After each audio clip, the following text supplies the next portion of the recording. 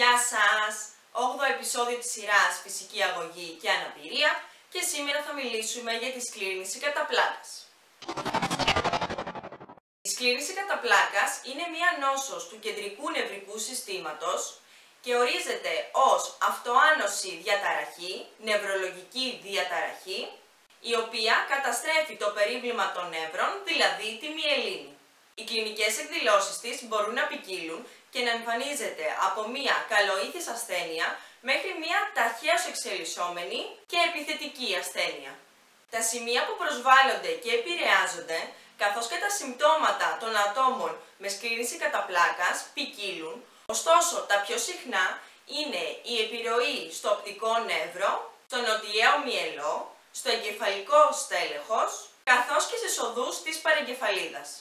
Τα συμπτώματα μπορεί να είναι αισθητηριακά, κινητικά, επιρροή του εγκεφαλικού στελέχους καθώς και οπτική νευρίτιδα, επιρροή της παρεγκεφαλίδας και της ουροδόχου κίστης, καθώς και νευροψυχολογικά συμπτώματα και μεγαλύτερη αίσθηση κόπωσης. Όσον αφορά τις δύο τελευταίες κατηγορίες, μπορεί να παρατηρήσουμε διανοητικές αλλοιώσεις, επιρροή της μνήμης και της οπτικοχωρικής αντίληψης και μειωμένη ενέργεια σωματικά και ψυχολογικά, καθώς και αύξηση της κούρασης κατά τις μεσημεριανές ώρες και όταν υπάρχει πάρα πολύ ζέστη.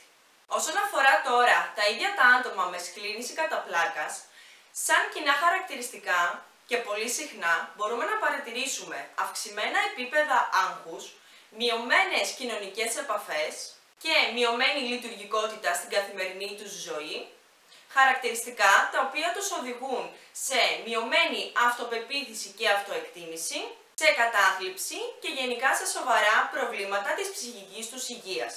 Γι' αυτό λοιπόν, τόσο για να μπορέσουμε να βελτιώσουμε τη λειτουργικότητά τους και την ποιότητα ζωής τους, όσο και για να μπορέσουμε να βελτιώσουμε την ψυχολογία τους, είναι σημαντικό να κάνουμε κάποιες βασικές προσαρμογές και να έχουμε κάποια βασικά σημεία στο νου μας κατά την εκπόνηση μιας προπόνησης με ένα άτομο με σκλήρυνση κατά πλάκας, έτσι ώστε να τους ωφελήσουμε όσο το δυνατόν περισσότερο. Γι' αυτό το λόγο, αρχικά είναι σημαντικό να προωθήσουμε την αερόβια άσκηση με σκοπό να βελτιωθεί η αερόβια αντοχή τους και έτσι γενικά να βελτιωθεί η καθημερινή τους ζωή.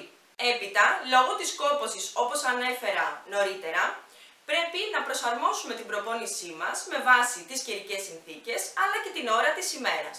Ακόμη, πρέπει να εστιάσουμε στη μυϊκή ενδυνάμωσή τους, έτσι ώστε να ισορροπήσουμε τις κινητικές δυσκολίες που μπορεί να αντιμετωπίζουν, ενώ γενικά μπορούμε να πούμε ότι μπορούμε να κάνουμε εξάσκηση σε διαφορετικούς τύπους σωματικής άσκησης, σύμφωνα με το στάδιο στο οποίο βρίσκεται η ασθένεια την εκάστοτε στιγμή, τις δραστηριότητες που προσφέρουν ευχαρίστηση στο άτομο που έχουμε ως ασκούμενο κάθε φορά, ώστε έτσι να βελτιωθεί και η συμμετοχή τους αλλά και η ψυχολογία τους. Και φυσικά όλα αυτά μας οδηγούν σε ένα καθαρά εξατομικευμένο πρόγραμμα.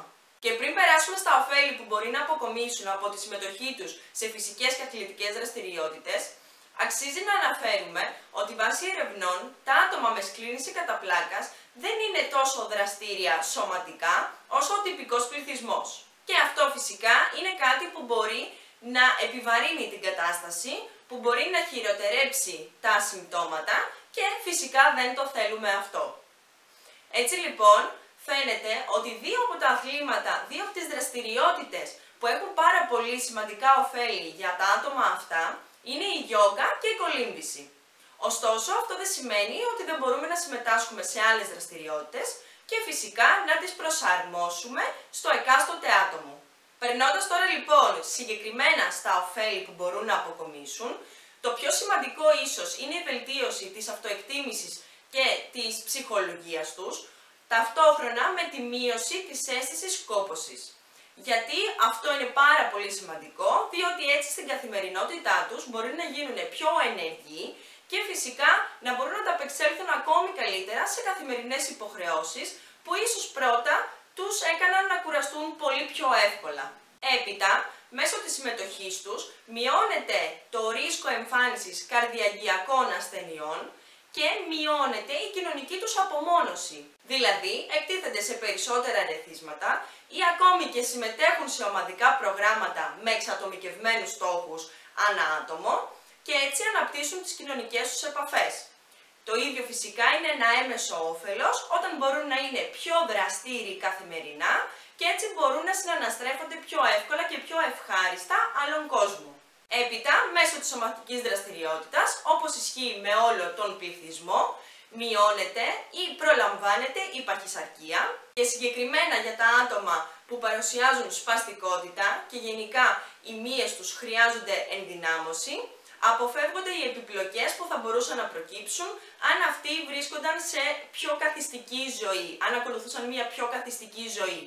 Επίσης, μέσω της άσκησης διοχετεύεται όλη η ένταση και το άγχος που μπορεί να έχουν καθημερινά, βελτιώνεται η ανεξαρτησία τους σε καθημερινό επίπεδο, όχι μόνο κατά την προπόνηση και τέλος βελτιώνεται η βάδιση τους με αποτέλεσμα να μειώνεται το ρίσκο για πτώσεις, τις οποίες φυσικά δεν θέλουμε γιατί μπορούν να επιφέρουν παραπάνω επιπλοκές και παραπάνω προβλήματα.